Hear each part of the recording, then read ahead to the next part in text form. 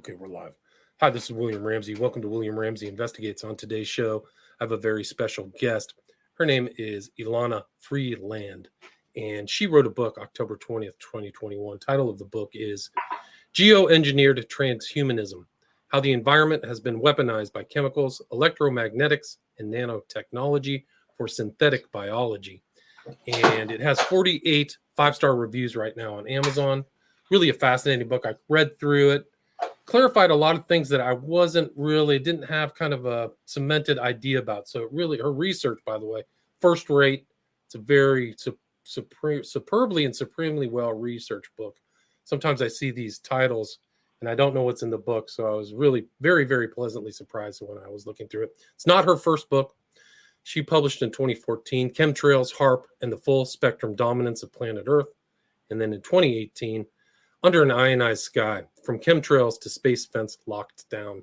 She's also written 4 volumes of a fictional title book, which is based upon reality, titled Sub Rosa America.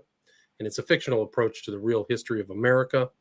And she's a writer, ghostwriter, teacher, storyteller, and lecturer who researches and writes on deep state issues such as geoengineering, MK-Ultra, ritual abuse targeting, and directed energy weapons. And her website is her full name. Her first name is spelled Elana, and then last name Freeland, Freeland. So it's elanafreeland.com. But again, we're going to talk about this book titled Geoengineered Transhumanism. So Elana, welcome to the show. Thank you for agreeing to the interview. Well, I'm honored that you invited me. Thank you. Awesome. Well, for people who may not have heard your name, not familiar with your books or some of your past research, can you do an overview and then talk about what led you to write this book, Geoengineered Transhumanism? I started out years ago researching everything under the sun for the Sub Rosa America series that I was writing. I'm the kind of writer that follows my nose. So I just kept researching and looking under the rug and pulling out things that didn't make sense. And I already knew some things. I'd done a lot of research on MK-Ultra, about 10 years worth. And so one of the files was on chemtrails. And I had another file on HAARP, the High Frequency Active Auroral Research Project up in Gakona, Alaska, a very big, giant, acres and acres ionospheric heater used to control the planetary ionosphere. So I had these 2 files. Then I met Clifford Carnicom, the independent scientist. I met him when I was living in Santa Fe. And we started talking. I had a biology background, so he started telling me some of the stuff he was collecting from condensation in northern New Mexico after these jets would fly overhead in what used to be a very, very deep blue sky. But he could see that the flotsam and jetsam coming out the back of the jets was not contrails, a condensation trail. He could tell by the chemical signature that it was a chemical trail. And so he was collecting what he could find through his through condensation, snow, etc., and his HEPA filter. And what he was finding was, well, a lot of aluminum, barium, strontium, a lot of very tiny particles that his microscopes could just discern. And then he was also finding biologicals, all the way from erythrocytes, red blood cells, to globs of stuff. So Clifford he knew he was on to something. He had worked for the Department of Defense before. He had worked for the Bureau of Land Management as a scientist. And he had finally gone off on his own and was basically contracting on his own. So I began to pay attention to what he was saying. He had a special red wine test that we did where you clean your teeth and then you slosh red wine in your mouth for 5 minutes and spit it into a clean jar. And and then wait for it to either, you'll eventually see as it all settles, you'll begin to see certain fibers that actually move on their own motility. Oh, that was a shock. Then we began to do the red wine test with as many people as we could find in the area, and always finding these filaments. And this was the beginning of his work on Morgellons, which is a bad name for a nanotechnology, I subsequently found out, that it had been biologically engineered. So Clifford was the beginning for me. And when I got back from England, where I did some work for Adam Parfrey at Feral House Press, Adam asked me if I thought I could write a book on chemtrails. I said, sure. So I wrote that first book, Chemtrails HAARP. And I had Clifford in there. I did a big study of his work. I also did a deconstruction of the HAARP patent by Bernard Eastland that explained how the entire atmosphere was to be turned into a massive battery, a massive antenna, and how it should be done. And it was an important book, but it was a kind of meat and potatoes book. And I certainly learned a lot by writing it. And that's something that writers do. They learn as they go, too. And then that book gave birth to Under an Ionized Sky, because I encountered a very important personality who sadly has just died just a couple of weeks ago, Billy Hayes, the HAARP man, we call him, because he headed up the team that actually built the HAARP antennas, the phased array antennas up in Gakona, Alaska. And Billy heard me on Coast to Coast after that first book and contacted me and said, I have got a lot more for you about where this is going. So Billy was my right-hand guy throughout that whole second book. And we went on radio shows until it became dangerous for him, because it seemed like every show we went on, the ubiquitous they, were giving him a grand mal seizure.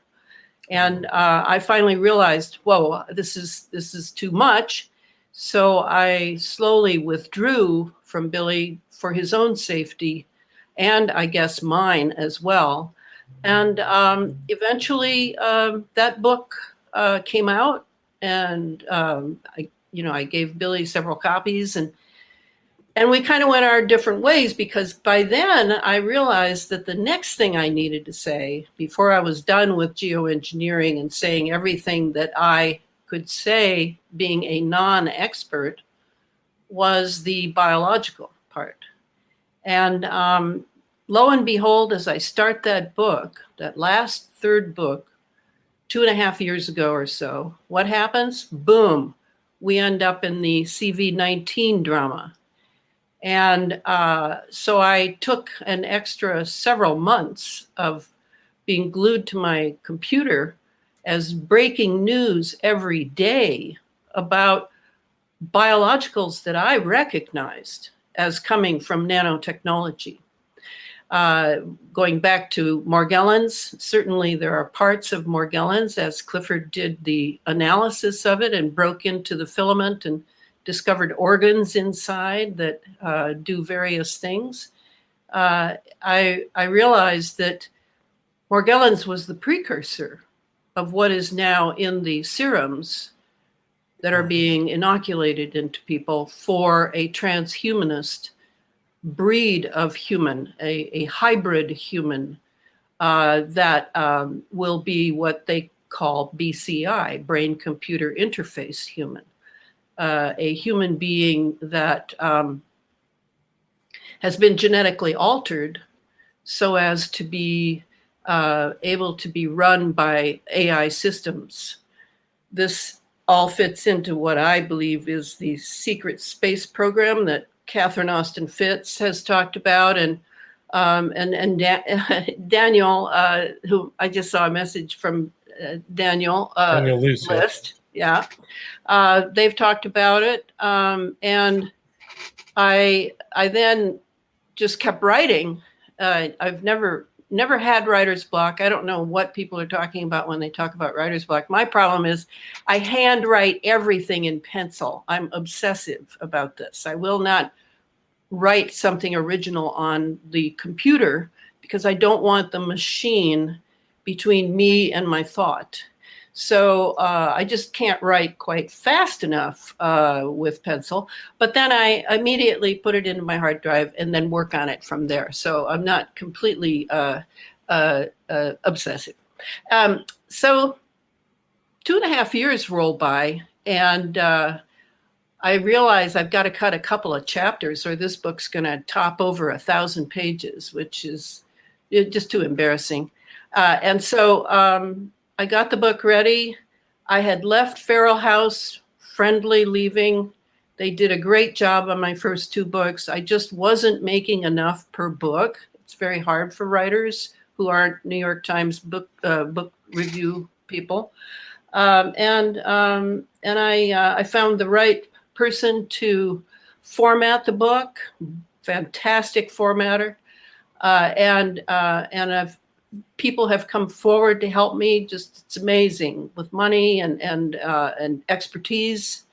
And I felt that I had a big enough fan base that I could go on my own, and that has proven to be true. So the book is out. It goes all the way from doing an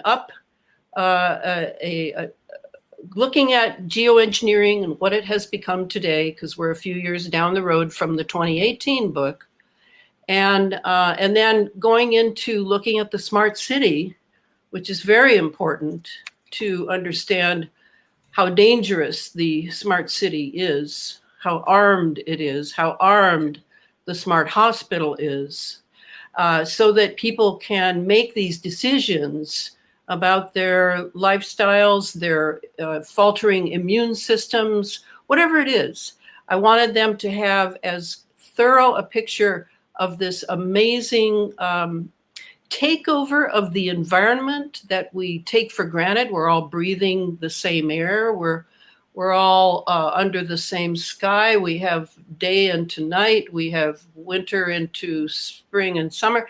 I mean, this environment that for thousands and thousands of years has been God's environment, the nature's environment, that which is something that we all hold dear to us and also can be very dangerous.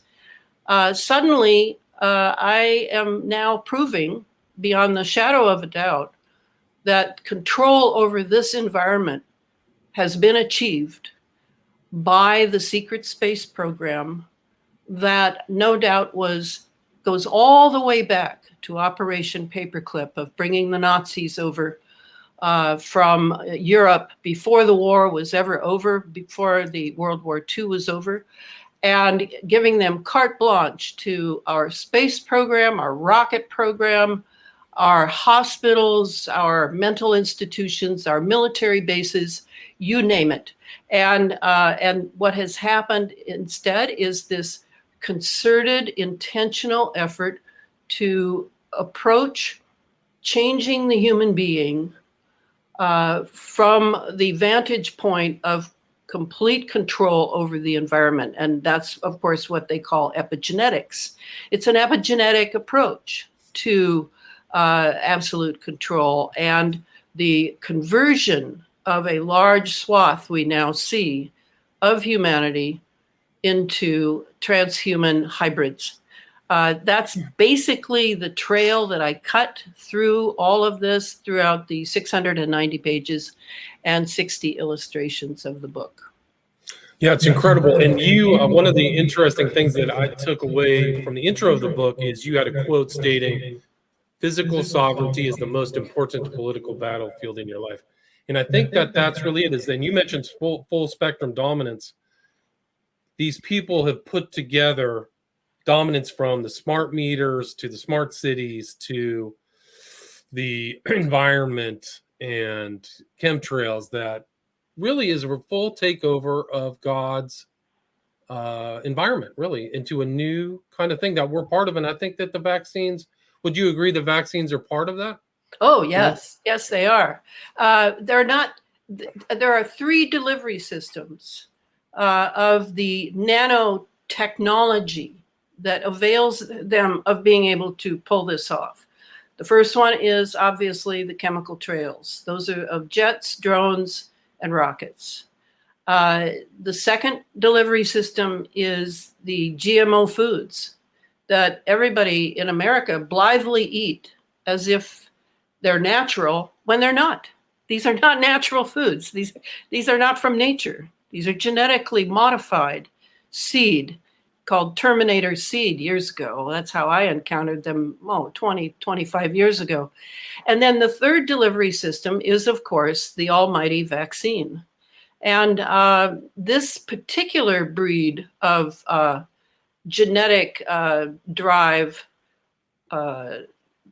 vaccine, I suppose you could call it. Obviously, they've had to completely change the, I was looking at the Merriam-Webster definition of vaccination or vaccine like 2 years ago and going, whoa, they changed it. Well, it's not the same as it used to be.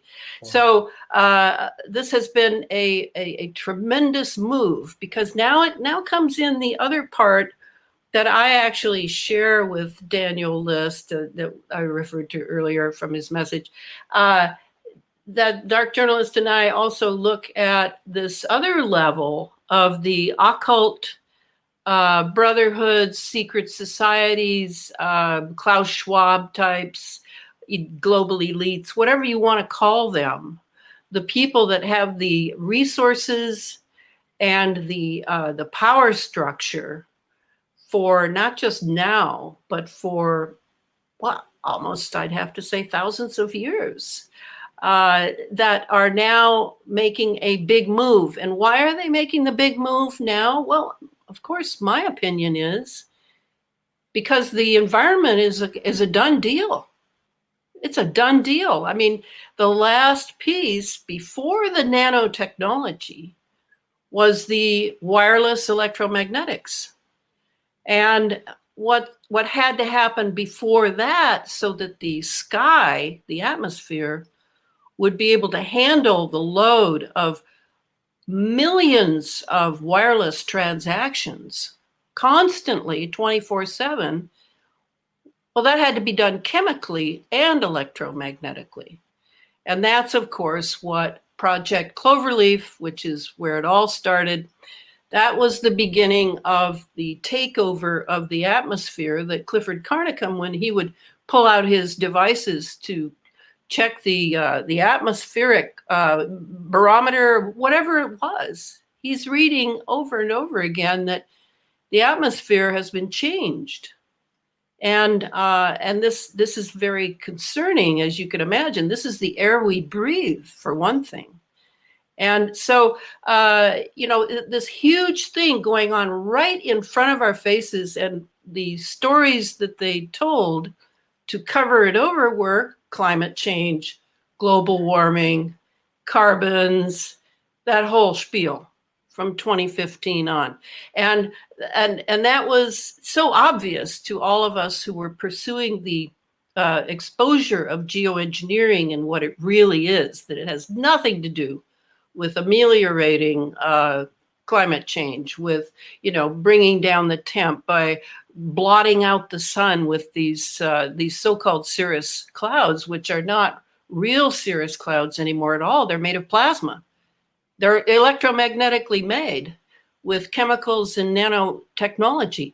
The environment is becoming an artifice, right, that appears to be natural. Of course, they always want to make it the same appearance so we're not disturbed or we don't start questioning things.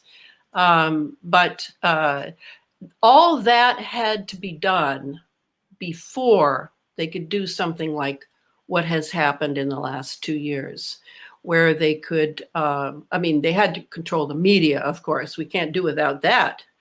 I mean, everybody is, everybody's perception and life is mediated now by the media. You find out what you think and what you perceive by finding out what the TV says it is and what the iPhone says it is. We don't have any, we've been cut off from nature, and nature herself has been manipulated in such a way that even if we had her in front of us, we no longer have the ability to perceive her unless we make a radical life change, like, go off grid or any of that. We eat naturally. I mean, I do eat naturally. I eat organic. I've eaten organic since the 60s because I'm a 60s holdover. And I've never given up on my youth. It was not a phase I went through. I was just getting started back then. So how do we face this now? And that's what I try to give people in this book as a sort of handbook, a tool that can be used to prepare ourselves, because you can't go to the doctor and he'll fix you. He doesn't know anything about nanotechnology. No. He does. He's bought the program because he's AMA stamped, like USDA stamped. So we now are going to have to become responsible for our health, for our perceptions, start thinking again, throw the boob tube out. I've never owned a television once, not even once. I don't own an iPhone. It's a weapon system. Why do I want to have another weapon system around? I have my computer. That's the only weapon system. Well, and my landline. That's one of the things you point out in your book is this dual use technology. So you think you're getting this communications thing on one side, but really they're monitoring you, everything. Yeah. They know where you are. Same thing with the smart meter.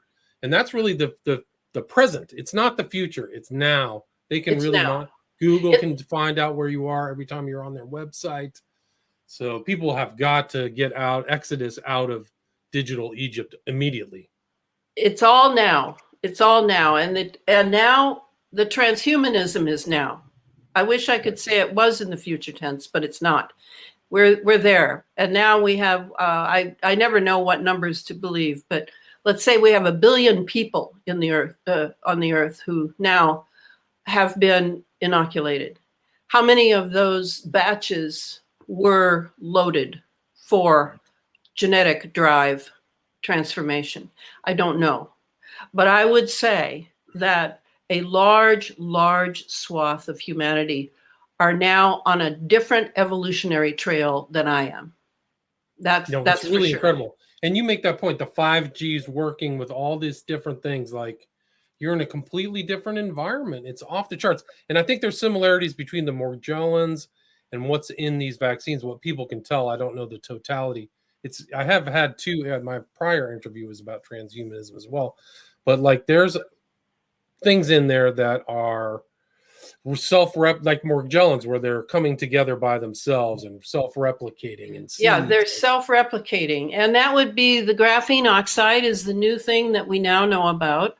And we now know, since the murder, I have to say, of the Dr. Andrew, I can't remember his last name, Noakes, I think his name was, who discovered the graphene hydroxide, which is like little razor blades running through your body. And it seems obvious that whatever this is, it's anti-human. And that's, that brings up an interesting point. I'm sure a lot of people would immediately jump into, it's off-planet ETs, it's alien technology, the government has cut a deal with. I don't normally jump there, though I'm not at all sure that there aren't entities that are very sharp, that lack bodies and are looking for human bodies to nestle into. I could go for that, but I can't prove it. What I can do is follow the trail of details leading to the devil's lair. And the devil's lair has to be always anti-human. And I don't mean just, like a Klaus Schwab who's been raised with a silver spoon in his mouth. I mean people who abandon their humanity in a variety of ways. They don't realize that even though it may be secret and you aren't telling anyone about this abandonment of your true humanity, and we'd have to have that discussion, wouldn't we? What is a true human being? Well, a true human being, if you ever meet one who is so beautiful and so wise and so committed to seeing the world as a large enterprise of human evolution toward free will. If you ever meet one of those people, you have met a real human being. And I'm not talking about just having a head and a torso and 2 arms and 2 legs. That doesn't mean much of anything to me anymore. Right. I mean, you just don't know. Some of these ghouls who are on the TV talking about these vaccines are monsters. They're on par with Mengele. They're as evil as you could imagine, and they have some kind of secret agenda. It's just like the Nazis when they often murdered people. They made a lot of money at the same time. So I see these guys in the same vein. And yes. And it's yet really, it almost seems more evil, doesn't it?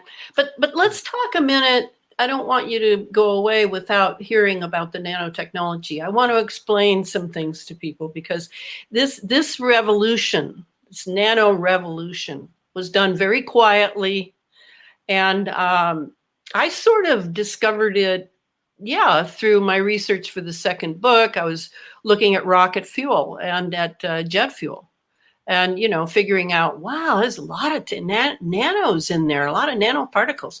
Okay, so what are the qualities of nano? A nano is 1/1000th of a meter, so very small. You're not going to be able to see it.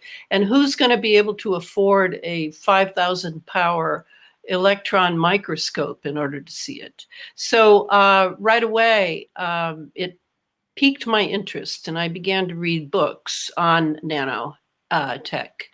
Eric Drexler was the founder of nanotech, and when he was in grad school back in the 70s, his idea was, if I can believe what I read, his idea was very, very typical of a young man who had a lot of science skill.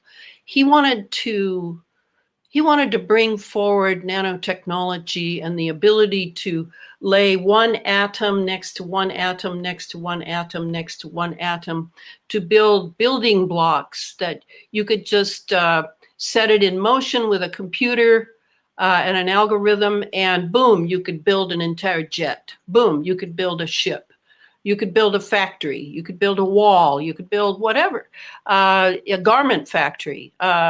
Everything would be free our labor up, he thought. We would then be freer. We would be freer to do creative things in life, to do, the good things in life that all of us want to do, but we're all paying the mortgage or raising the kids or whatever. So his idea was that. But on the other hand, he also knew that the Chinese have this wonderful phrase: the bigger the front, the bigger the back.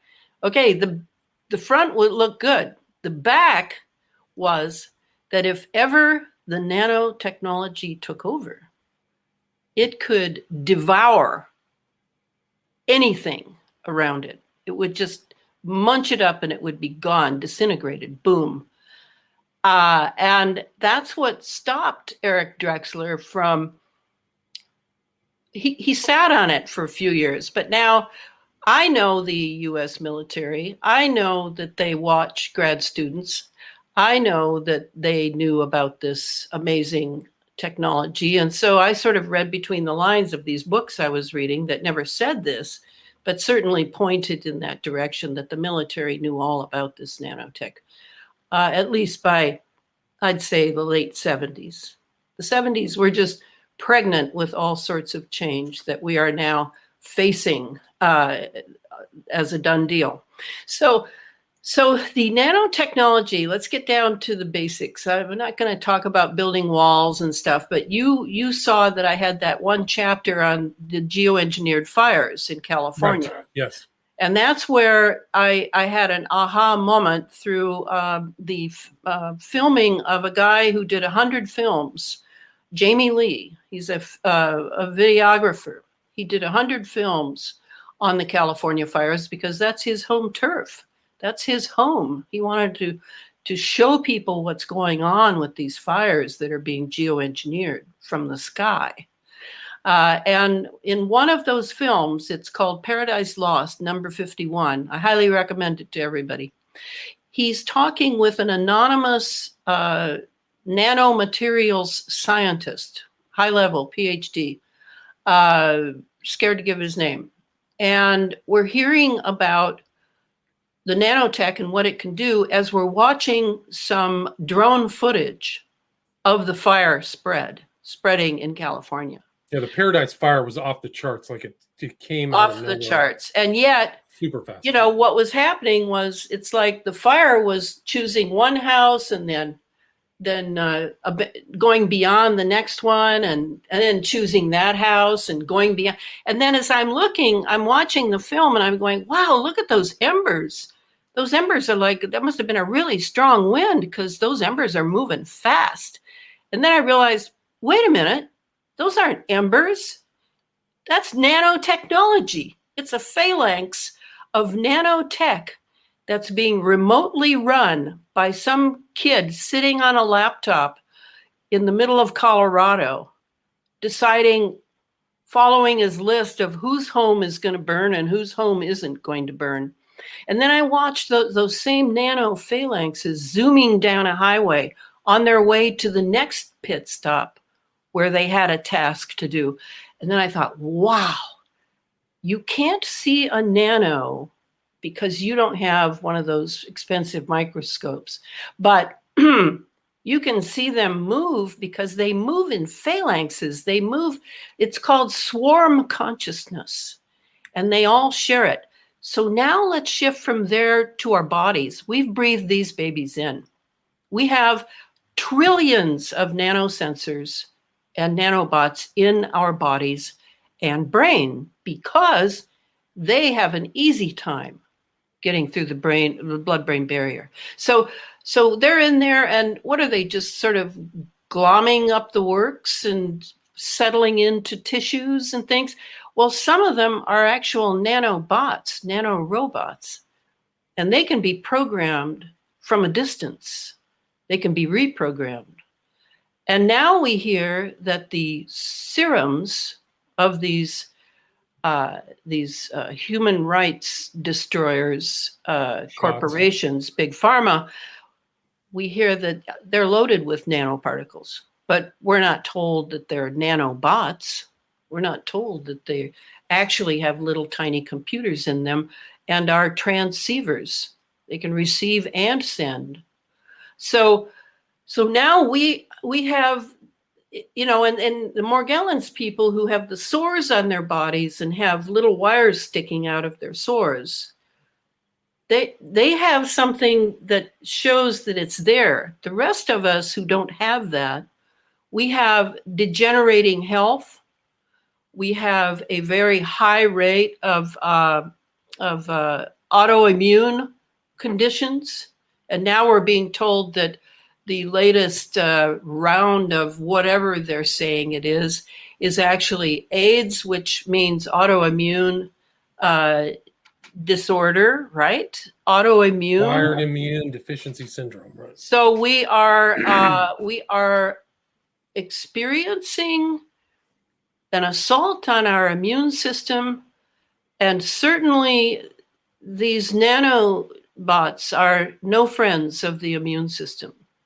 So, but the immune system doesn't recognize them, you see. It's going to have to learn to recognize this bioengineered stuff. And Clifford Carnicom nailed it when he renamed part of the Morgellons, what's inside the filament, as the cross-domain bacteria. It was a bacteria that had been genetically altered and weaponized, that is now in us, in everybody. and it produces and reproduces. And we have the hydrogel in us. We have the graphene oxide, which is extremely conductive. And again, it's always self-replicating. What is it doing? It's making a network in us. So now we see these latest films of what the wonderful researchers all over the world are finding inside the serums. And we're discovering, wow, there are tiny little circuit boards, little circuit boards and instruments being injected into people along with software. And they are being plugged in a different way. I am, where I'm not vaccinated. I'm plugged in, but not to the degree, not the genetic degree that the inoculated are. So the shots, right? So we're having to now really begin to look at the synthetic biology level. You see, synthetic biology, they want to make us believe that it's just this narrow topic among many other topics. No, it's not narrow at all.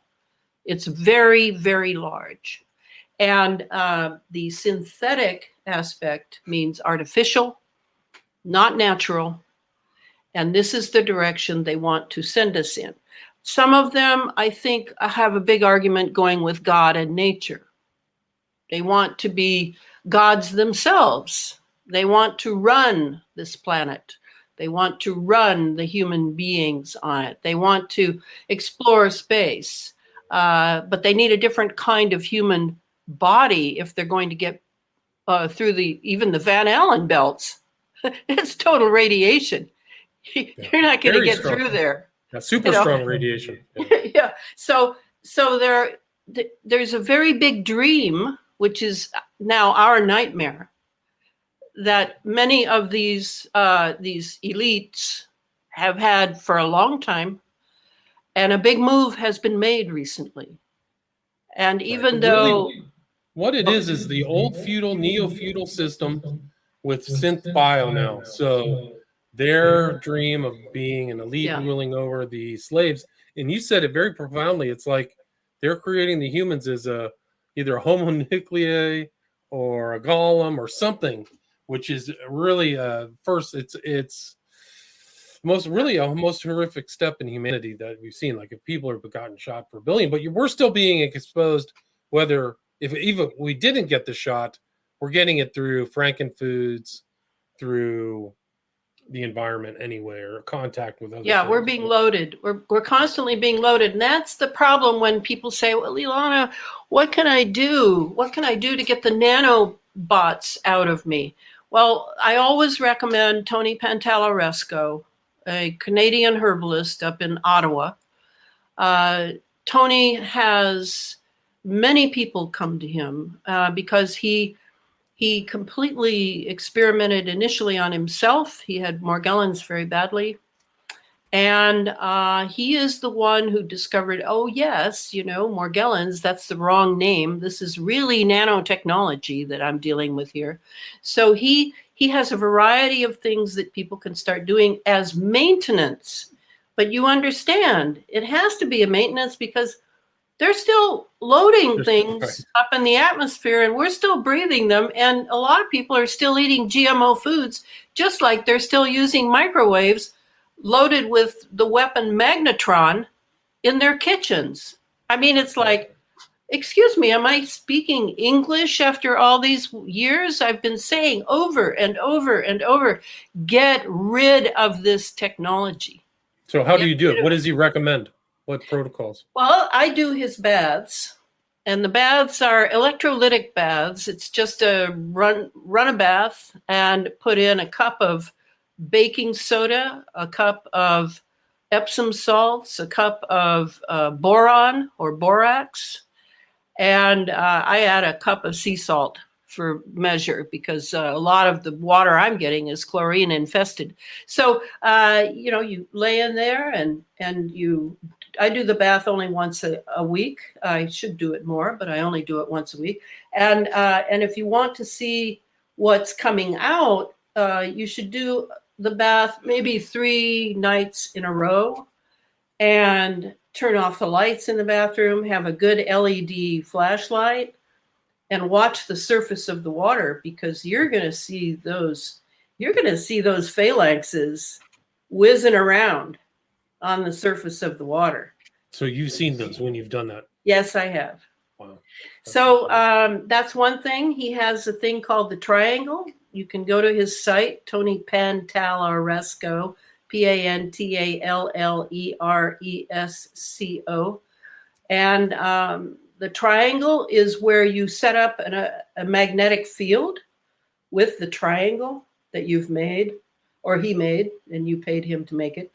And you put that over yourself while you're in the bath. Maybe you're having some pain in your kidneys or on your knees or something. You put that right over it, and boom, they're dead. Because it pulls them out of the joints in particular.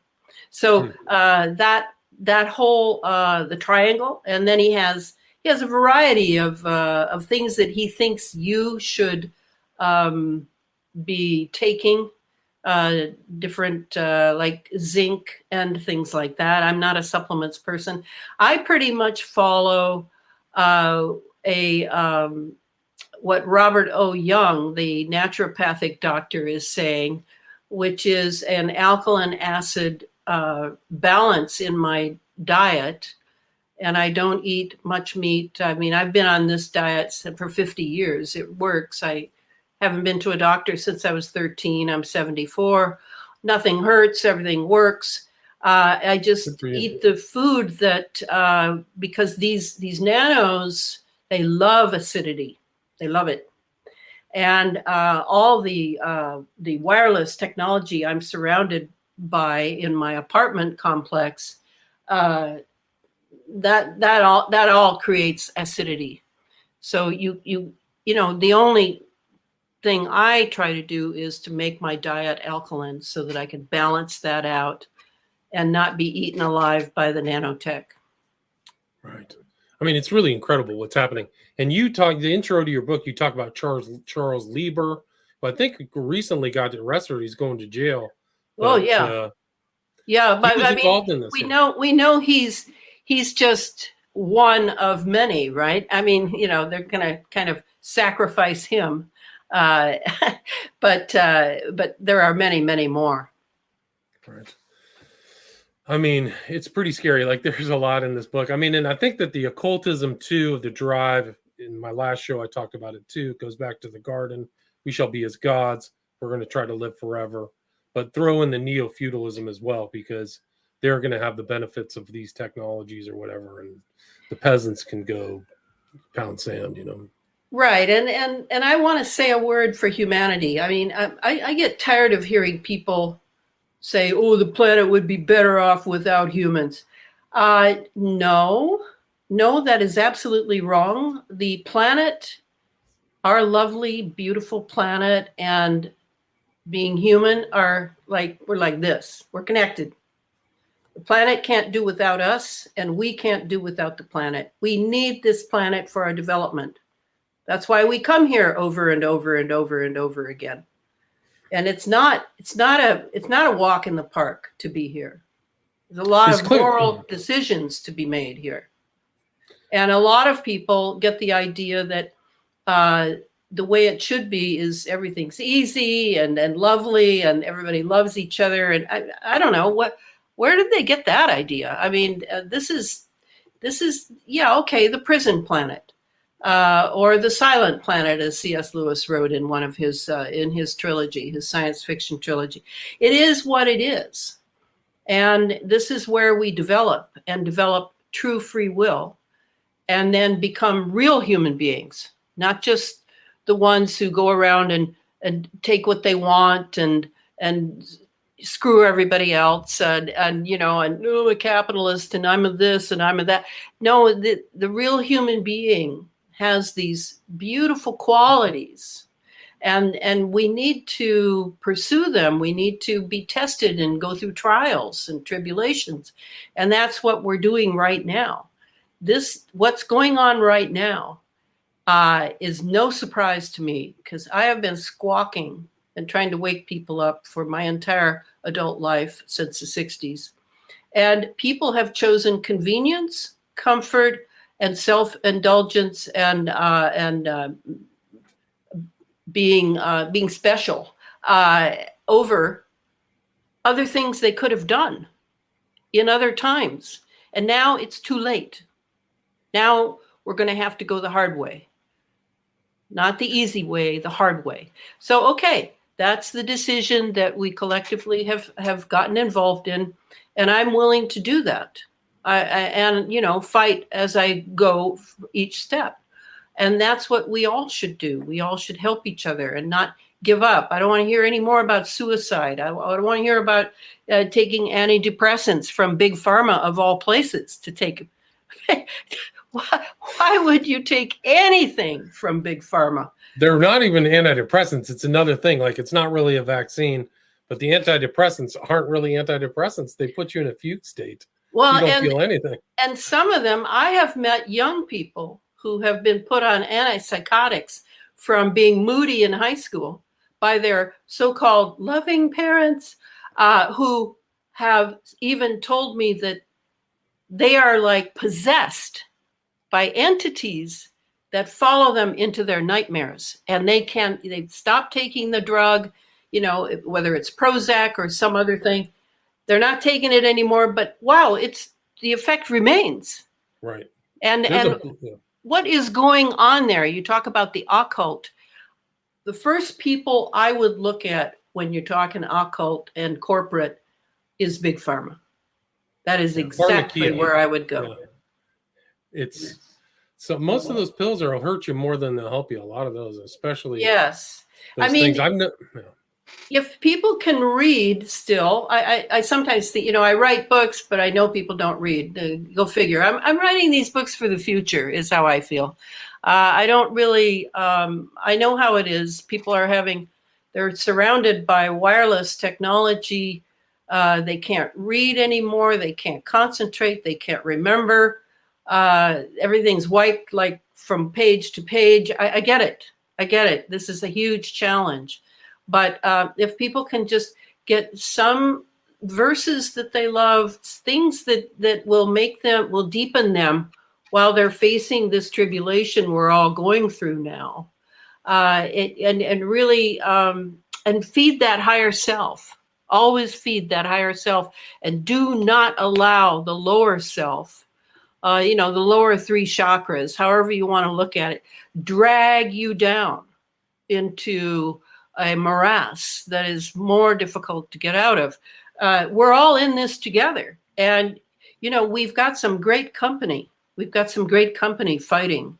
And I never forget that. Thousands of people are fighting. And we just need to keep our higher self high and keep it protected and not allow the TV. The TV is a programming instrument. It is a weapon system. Yes. Whether you have an HD and a big screen or whatever you've got, plasma, it doesn't matter. Behind that screen is a camera. Go ahead and unplug the whole bloody thing. That won't make a bit of difference. It'll still work, and it's still microphoned. And whatever programming you're getting, you are not smart enough to get around that programming, let me tell you. I mean, just look at the people lining up for an inoculation. Just look at that. Do you know what that's from? Every one of those people has a TV. I would bet on it. Yeah, I would too. Mass formation psychosis right there out of the glowing, flashing light TV. Elana, we're at about 50 minutes. Do you have time to take a few questions? Sure. Awesome. One is from Joseph. He asks, will they be able to reach a point where they don't have to vax the population, but can put that nanotech directly in the food supply? Well, in the food supply and what's coming from the sky, We are now breathing graphene oxide. They use it every winter to make nucleated ice and snow because we don't have real snow anymore. Did you know that? No. We have nucleated. And so what does that mean? Well, that they're creating snow out of chemicals. And they, I don't remember. You have to read one of my books. I define it in there. So I look out, I live in the Pacific Northwest, and it's like I live in a cloud. I live in a total cloud chamber. And sometimes we get a fog that is so chemically inundated, saturated, that I know I cannot go outside. Now, what kind of a world is this where I cannot go outside because it is so chemically saturated? It's really tragic. It's tragic. So be careful. And people who run, please be careful. Do not run in the first hour to hour and a half of rain, ever. You will be chemically hit. And those chemicals, because where do they come from? Big Pharma. Where are the serums coming from? Big Pharma. Do you think they're not going to correlate those two to work together? They are. They're doing it together. That's what I would say to Joseph. Gotcha. Thank you. And then John Bastiglione asks, does Elana feel that she is making any headway in academia? Has she been able to convince any of the educators she has been associated with?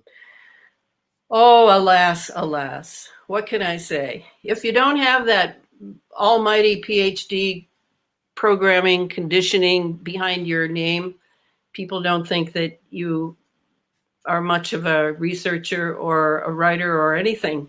But that said, my last book, Under an Ionized Sky, the translation rights were purchased by a publisher in Serbia who then published and sent me a copy in Cerulean, the Cerulean alphabet. And it is now a textbook used at 2 technological universities. And why does that make me feel good? Well, yeah, okay, university, but also that is Tesla's land. And that's why they did this, because this is the only book, Under an Ionized Sky, that makes clear how Tesla's technology has been weaponized by the West. Awesome. And then another one is Elana familiar with Ivan Illich's medical nemesis work? Are you familiar with that? No, but I'm somehow familiar with Ivan Illich's name. Yeah, it sounds familiar. Isn't that like Ivan Illich Lenin? I don't know. And then another one from Oswald is, does Elana think the recent surge of interest in anthroposophy in Steiner will be significant enough to make an impact on the post-COVID world? Well, I'm just thrilled to see that since Tom Cowan, MD, and Dietrich Klinghardt, MD, quoted Rudolf Steiner in 2 film presentations of them speaking about how Steiner 100 years ago said that a vaccine would be created which would take people's minds off of the soul or spirit. That Rudolf Steiner is experiencing a surge of interest, because I myself have been 40 years now studying Steiner. I was a Waldorf teacher, helped start 4 Waldorf schools, and this is a remarkable initiate. And an initiate, you'll have to look it up. It's not just a guy. This is someone with tremendous development as a human being, as I told you, a truly good person. So yes, I can only hope that people will check him out, because we need help. All right. You mentioned Steiner in your book too a couple times. I also found some information in your book. I was surprised you stated Michael Aquino was involved in the Zodiac killings. I had heard that, but do you have confirmation of that he was involved? Well, I have confirmation. Yes. I'll have to follow up with you. I want to know about your MK Ultra research too. I'm curious about that. Oh, that's a whole other show. I know. Well, I've actually been going through some of Jolly West's stuff, and well, the best book on mind control is Operation Mind Control by Walter Boert. Yeah. And Walter Boert, he wrote that in '78, I think. And I think the intro was Richard Condon too, right? Yeah. And it's a really good book. I just finished writing a book for an MK Ultra.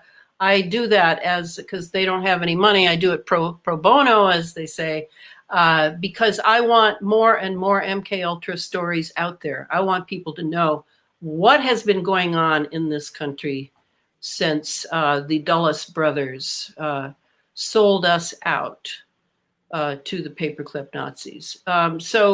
I think you mentioned a couple strange events, like you were keyed into some dates in times where some of these mass shootings occurred. I think one was in LA or in the Valley, right? I can't remember, but like right after an election or things like that, like really remarkable. Oh, I'm all about that. And then my Sub Rosa America series is all about that. It's really all about MK Ultra and a nation that was MK Ultra'd. Oh yeah. Yeah, that's what people think. It's just an independent thing, but no, they can apply it to the society. And it's still going on, but it's now much worse because it's MK Ultra. It's electromagnetic. It can be all done remotely now. It's really scary, and there's still victims out there. I'm sure some of these guys. I've looked at the Colorado shooting. That guy, something happened to him. His brain got scrambled somehow. Well, and who his dad was. Remember who his dad was? His dad was deep into the establishment, the military-industrial intelligence complex. Oh, yeah. I wasn't aware of that. I wasn't aware. But there were before and afters where he's very lucid. He's giving a lecture about the brain. Like, so he was, something happened. I don't know what it was. And next thing you know, he's like Patsy or something in some kind of, it's a whole nother story. Yeah. Well, great to have you on. Excellent discussion. You have so much information. This book is really full of all of that knowledge. You can see you're keyed in, and you're not. You've learned a lot from a lot of variety of different areas. That's right. That's right. I mean, that's the advantage of not having a PhD and being sent down one chute into the stockyard. See, that's the advantage of the what I call the Ralph Waldo Emerson type of self-made person, or Henry David Thoreau. You know, we began as a nation that admired that. What happened to us that we now need PhD and, you know, Harvard and Yale and all these sold out institutions behind our name. So to get the book, the black and white version, I want to be clear on this. The black and white version, I had to do that through a distributor, because I'm doing this myself, right? I don't have my publisher anymore. That black and white is a little cheaper, and you get it from Amazon or your local bookstore. They can order it from their distributor. If you want a color edition for the 60 photographs, then please contact the Dr. Rudolf Steiner bookstore. That's the name of it, in Seattle, Washington. He's doing me a big favor by handling this. And it's only $15 more because we're going through another printer. We did that because we wanted to have a color edition as well for just a little bit more. Had to do it in this complicated way, but hey, that's what comes of doing something yourself. And so Dr. Rudolf Steiner bookstore. And you can I'll put that in the show notes too. I'll put the Dr. Rudolf Steiner bookstore in Seattle. I can send you the URL for that. That'd be great. Yeah, I can do that too. And then your website, if people want to reach out to you, again, is your full name. Like ElanaFreeland.com. Yeah, wonderful site. My web mistress is under constant assault, and it's taking everything she has to keep that site relatively undamaged. It's unbelievable what's going on now for a lot of us, but that's the way it is. Right. And all of your books on the American Amazon, they're like solid 5 stars. So I haven't read your other 2 books, but this one, really fascinating. So highly recommended. People check it out. Again, the title of the book is Geoengineered Transhumanism: How the Environment Has Been Weaponized by Chemicals, Electromagnetics, and Nanotechnology for Synthetic Biology, by Elana Freeman. So Elana, thank you so much for your time. Thank you so much for having me, William. All right, cool. Stay there. Stay there.